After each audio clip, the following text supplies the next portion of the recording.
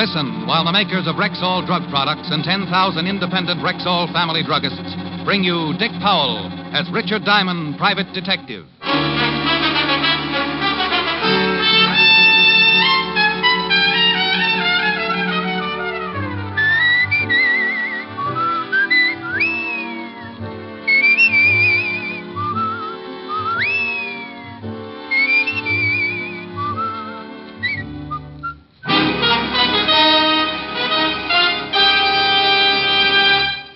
Good evening. This is your Rexall family druggist speaking to you for the 10,000 independent druggists who have made the word Rexall part of our own store names and who recommend and sell the 2,000 or more drug products made by the Rexall Drug Company, like Rexall MI31, for example, Rexall's popular and versatile mouthwash, gargle, and breath deodorant.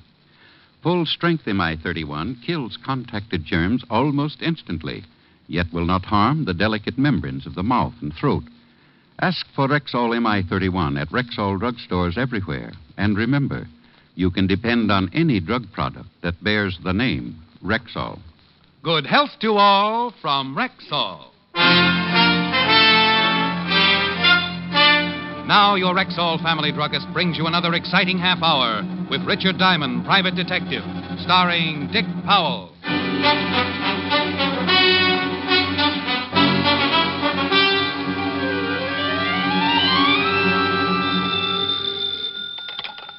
Diamond Detective Agency.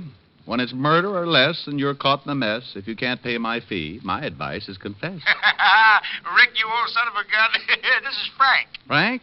Oh, Frank Bowers? Yeah. Oh, it's good to talk to you again, Rick. How you been? Well, no complaints, Frank. What's with you? Doing great, Rick. Just great. Bought me a half interest in a gym here in town. Yeah? Sell all your fighters? Oh, all but one. Boy by the name of Max Farmer. Say, he's going to the main event tonight. You want to catch him? Well, all depends. Who's throwing him? No, Rick, no. This boy's really good. Say, why don't you drop by the arena tonight? Oh, sorry, Frank. I got a date, and she hates the sight of blood. Talk her into it, boy. I'll leave a couple of passes for you at the gate. Passes? Yeah, sure. Well, I'm a sucker for a good argument. See you tonight, Frank.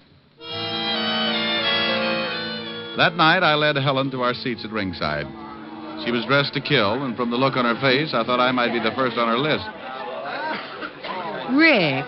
Yes, baby? Would you mind telling the man behind me to stop dripping mustard on my mink? Oh, sure, honey. Hey, Buster, please do not feed the animals. That's the good boy. Rick, why of all places the fights? But, honey, these are $10 seats. Hey, Ricky, glad you could use the passes. Boing. Move your feet, Rockefeller, and let the man in. Oh, gee, it's good to see you again, Rick. Say, I want you to meet Lorna Thorne. Wow.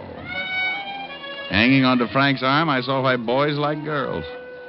She was wearing slightly more than the fighters. Had so many curves I got seasick just looking at her. As I stared, I suddenly felt a strange sensation in my legs. Helen was digging her heel into my shin. Come up for air, Ricky, dear. Honey, I want you to meet Frank Bowers. Sally, I'd know you anywhere. Rick's told me a lot about you. Frank. Yeah? That was 5 years ago. This is Helen. Oops. My mistake, huh? Lorna, I want you to meet Helen. Hiya. Well, when in Rome. Hiya. What a spot for a thesaurus. Hey, sit over there, will you, honey? I want to sit next to Rick. Oh, Rick, it's a shame I didn't tip you to this fight earlier. You could have put some dough on my boy and really cleaned up. You think he'll win, huh? Yeah, I know he'll win. He's fighting Lou Scott, strictly a bum from upstate. The syndicate made the match just to build up Farmer's name and pick up some easy dough on the side. Now he tells me. There's my boy getting in the ring now. I watched Max Farmer climb through the ropes, stop, smile at the television cameras, then at the crowd, and then at the cameras again. If the people at home thought they were seeing a reissue of The Hairy Ape, then television had improved. Because that's exactly how Max looked. Ladies and gentlemen, this is your main event. 10 rounds of boxing. In the white corner, wearing black trunks, weighing 175, and hailing from Buffalo, Lou Scott.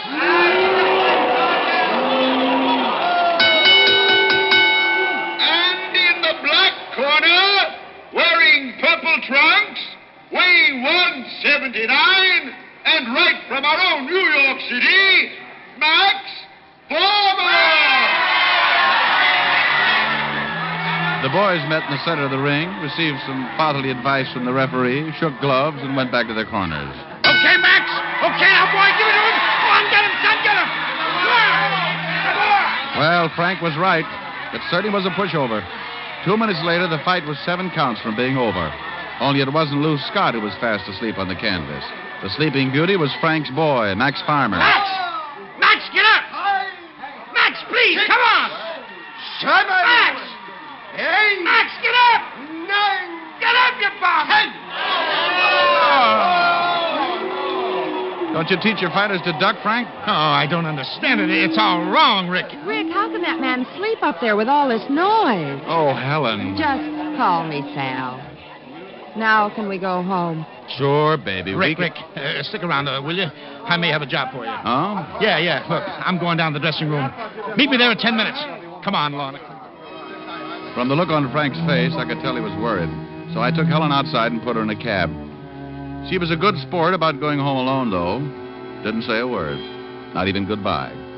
Then I went back inside and made my way to Farmer's dressing room. Come on. Inside, I could hear Frank's angry voice.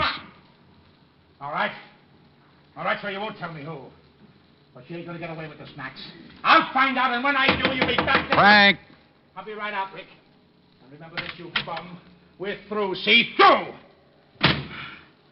Hello, Rick. Aren't you a little tough on the guy just for losing a fight? Farmer lost that fight before he ever got into the ring. It was fixed. Well, that's strong talk, Frank.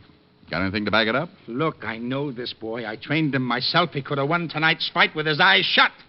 Somebody paid him to take a dive. Maybe it was his own idea. Max don't get ideas. He's too dumb. Whew. Rick, I want you to find out who is behind this fix. Well, you make it sound simple. Got any leads? Maybe. Drop by the gym the first thing in the morning, and we'll start from there.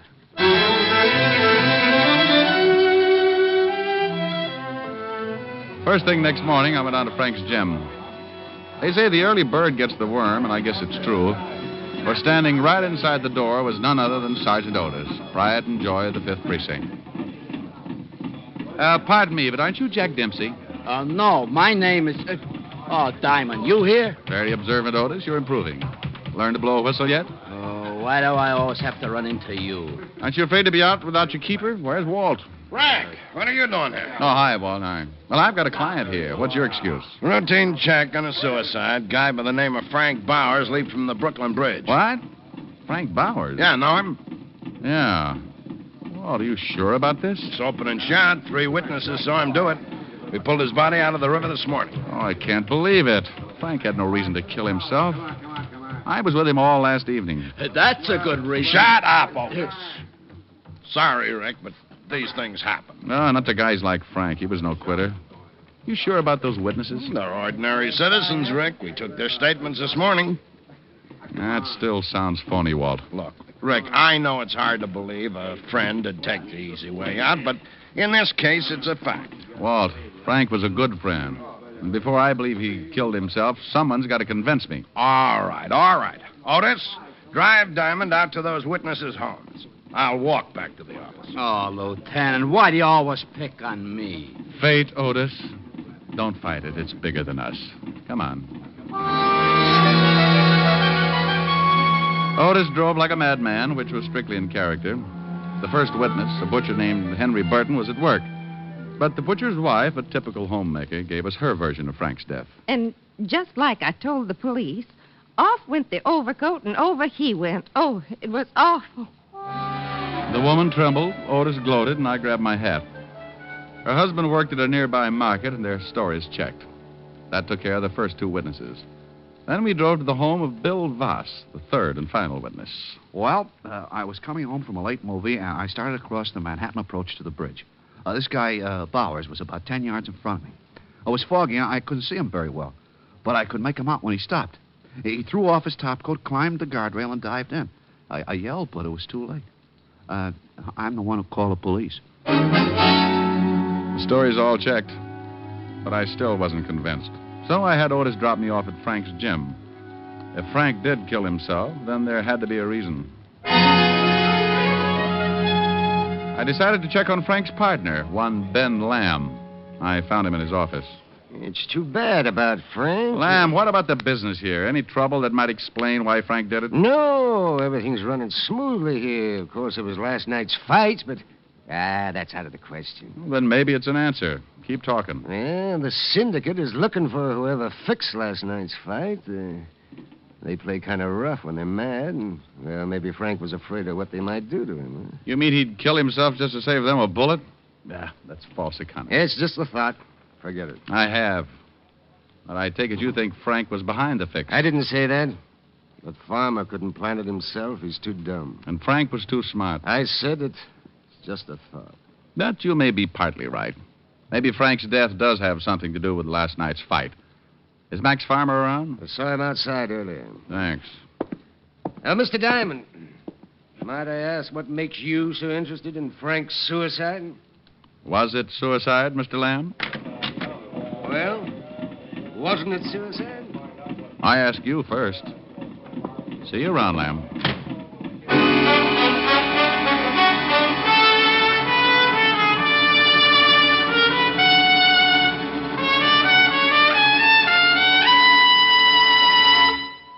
Before we continue with the adventures of Richard Diamond, private detective, here's your Rexall family druggist.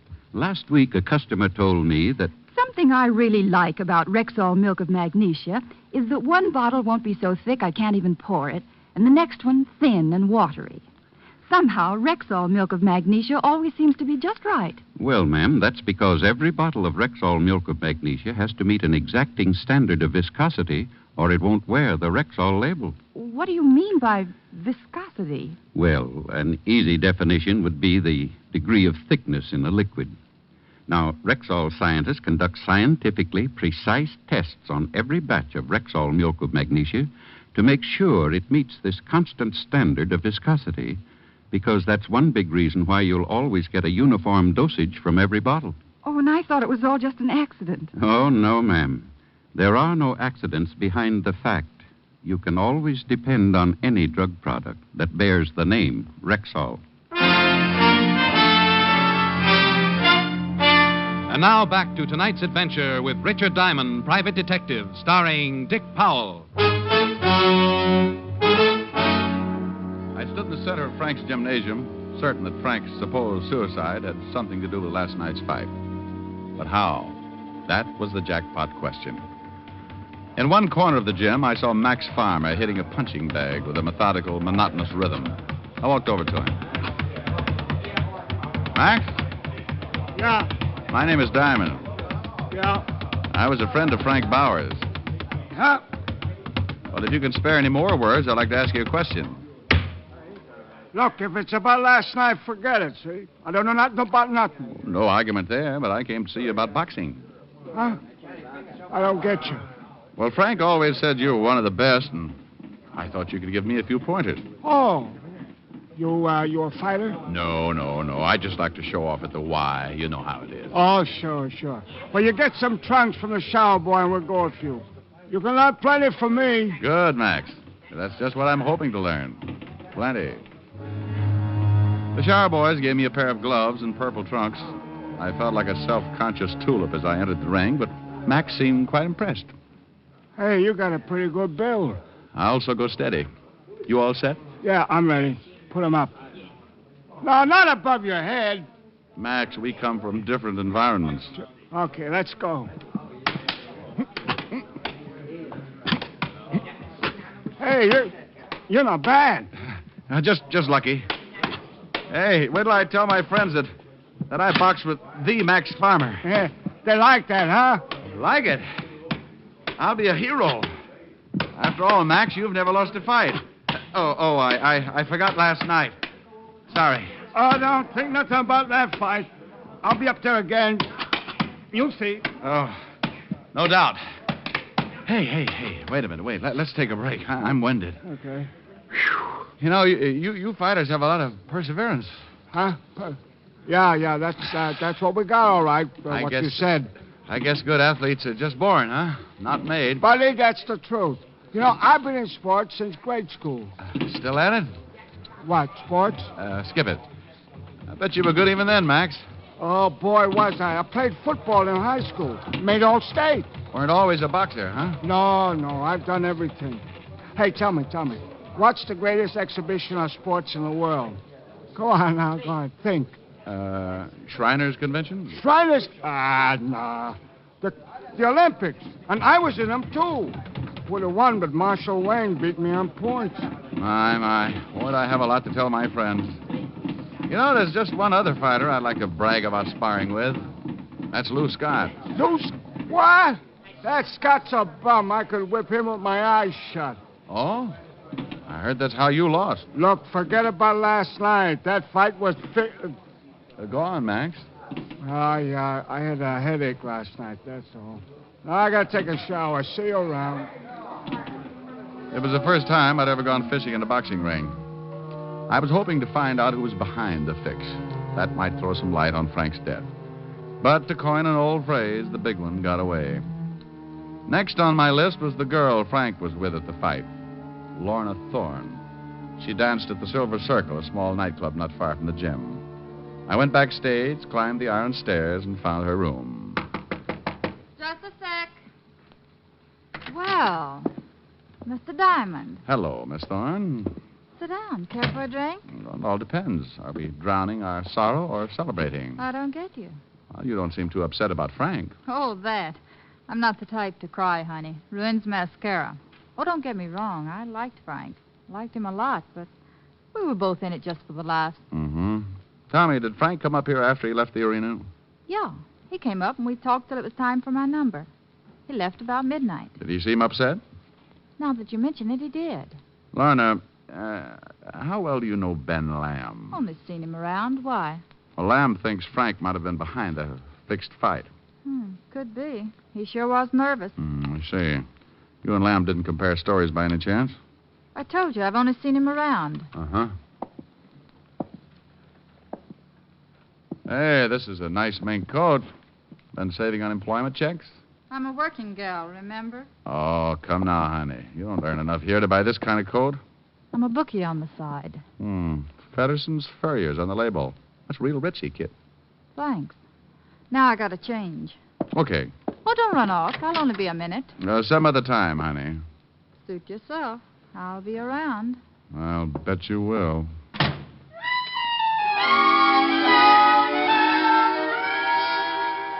I went back to my office, locked the door, put my oxbloods up on my dusty desk, and tried to think. There was no logical motive for suicide, but there was plenty for murder. Lamb would inherit Frank's half of the business. Farmer might have been afraid Frank would blackball him with other managers. And Lorna was the type who would do anything for a fast buck. But then there was that constant headache, the three witnesses. My thoughts were all jumbled up. I kept trying to remember everything that had been said today. I kept hearing voices in a jumbled sequence. The syndicate plays rough. Frank may have been afraid. Well, I've been in sports since grade school. It's an open and shut case, Rick. You're a hard man to convince, Shamus. Then over he went. Oh, it was awful. Frank behind it? Yeah, it was only a thought, Diamond. I'm not the type to cry, honey. It ruins mascara. Then he climbed the rail and dived in. I won two, and Marshall Wayne beat me on points. Climbed the rail and dived in. Marshall Wayne beat me. Marshall Wayne. Wayne! Then he dived in. Dived.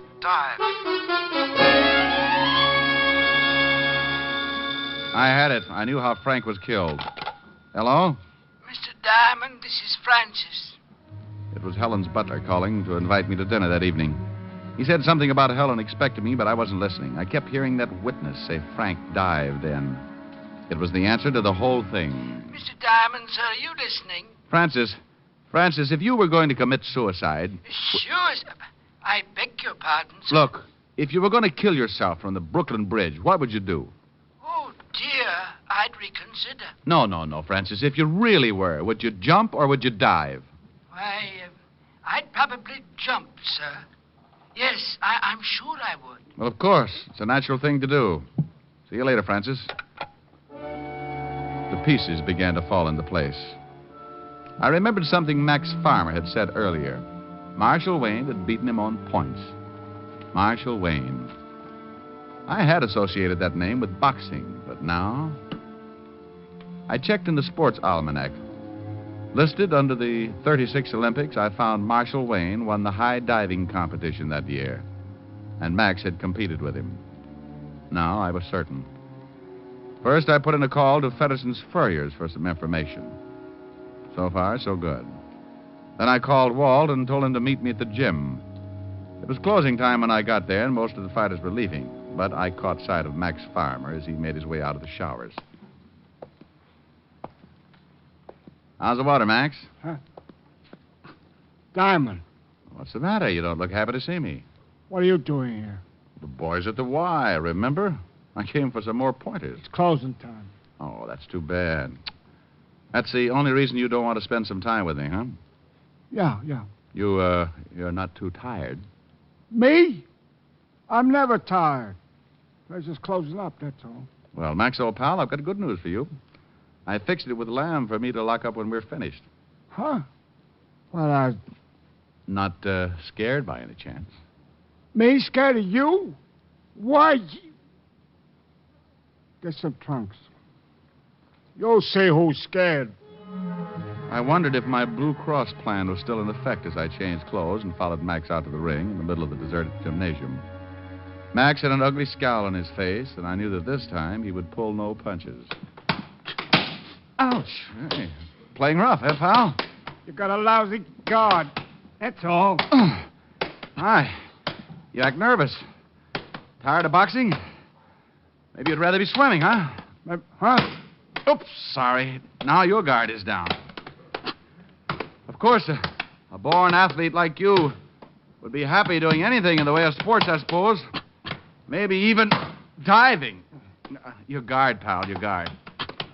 You don't make sense. No, I think so. Oh, your mind's wandering, Max. Keep your guard up. You know, for a real sport, like, say, high diving, there's really no place around here to practice. Unless, of course, you tried the Brooklyn Bridge. I'll bet a really good diver could make it from the Manhattan approach without a scratch. Now, listen, what's the... The guard, Samson. Better watch it. Hold it a minute. What's the big idea? The big idea came when I figured out how 3 witnesses could see a suicide that wasn't a suicide. You're loony. Am I? Those witnesses didn't see Frank because he was already in the river. You had pushed him in. You waited for some people to show up, and then you dived in. No. Yes, Max, yes. But you weren't alone in this. Someone had to talk you into taking a dive in the fight, and a different kind later on. You'd have thrown the fight for any man's money, but you'd only risk your neck for a particular species. Female. Men are funny that way. It ain't true. Max, Lorna confessed an hour ago. What? I'll kill you for this. That's your 3rd and final dive, Max. That's a nice right cross, Rick. Oh, I seen better. Ah, the little boy's in blue. About time. Walt, when Joe Palooka here wakes up, I think he'll confess. He believes the girl already did. Yeah, so I heard.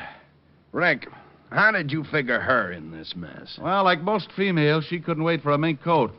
According to Fedderson's Furrier, she bought an expensive coat the day after the fight, paid cash for it. These amateur criminals. Yeah, someone had to be the brains behind Max's action, so I put 2 and 2 together and got 2. Max and Lorna. Yeah. Otis, go pick up Lorna Thorne. Well, stop fixing your tie and move. Oh, let him alone, Walt. First date he's had in years.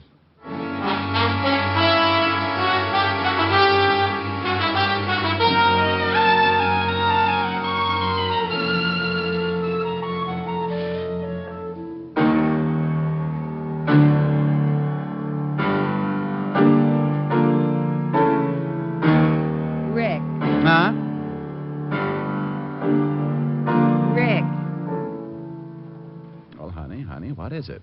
Do you have to play so loud? Well, I can't help it, baby. It's the brute in me. Mm-hmm. And that shiner, darling. What happened? Client or doorknob? Young lady, I have been boxing. Just call me Kid Diamond, please. Oh, no. Boxing? You? Well, why not? It's so strenuous. Well, I'm in fair shape. What do you use for muscles? You just put up your dukes and I'll show you. All righty. Now get up and sing. I'm young and healthy, and you've got charm. It'd really be a sin not to have you in my arms. I'm young and healthy, and so are you. When the moon is in the sky, tell me what am I to do? If I could hate you, I'd keep away. But that ain't my nature. I'm full of vitamin A. I'm young and healthy, so let's be bold. In a year or 2 or 3, maybe we will be too old. If I could hate you, I'd keep away. But that ain't my nature. I'm full of vitamin A. Ooh, I'm young and healthy, so let's be bold. In a year or 2 or 3, maybe we will be too old. Rick, I'm sorry I hit you so hard, but you're such a show-off. Now, look, honey, you got the wrong idea about this whole... Begging your pardon, Mr. Diamond, sir, but I just wanted to tell you that I've changed my mind. I would dive off the bridge. What, Francis? You see, I've always been afraid to dive, and, well, it would be fun just that once. Oh, no.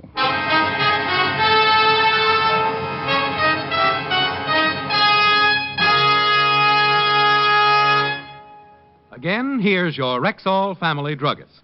Whenever you have a headache, remember this about Rexall aspirin. When taken with water, the 5 full grains of pure aspirin in every Rexall tablet are ready to go to work for you even before they reach your stomach. So whenever you have a headache, remember that about Rexall aspirin. Ask for it at Rexall drugstores everywhere. And remember always, you can depend on any drug product that bears the name Rexall. Good health to all from Rexall.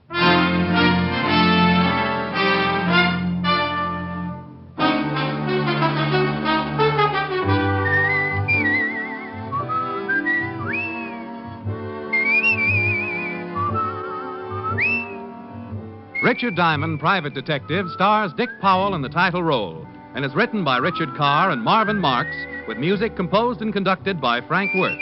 Featured in tonight's cast were Virginia Gregg, Ted DeCorsia, Wilms Herbert, Dee Tatum, Wally Mayer, Howard McNear, Hy Aberback, and Jay Novello. Richard Diamond, Private Detective, is produced and directed by Jaime Del Valle. This is Bill Foreman inviting you to be with us next Wednesday at this time when we will again bring you Dick Powell as Richard Diamond, Private Detective.